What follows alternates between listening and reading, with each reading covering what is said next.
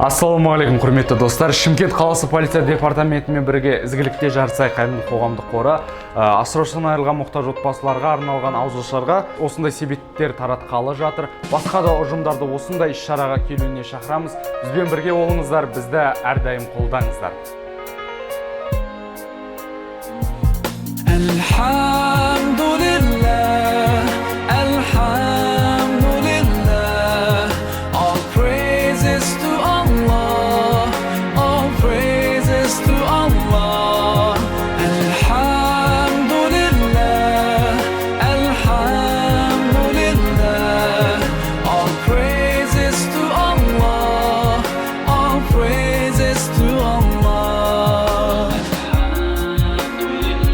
Бүгін Шымкент қалалық ішкі істер департаментінің қолдауымен ізгілікте жарасай қорымен бірлесе отырып Шымкент қаласында асыраушыларынан айырылған 86 отбасыға қайырымдылық іс-шаралар жүргізілді.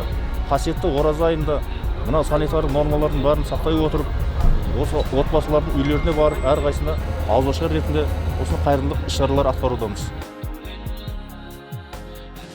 Бұл департамент басшыларына Алла разы болсын. Бізбен ізгілікте жарасай қайырымдылық қорымен бірлесіп атқарып жатқан жұмыстары өте үлкен. Біз соған қуанамыз.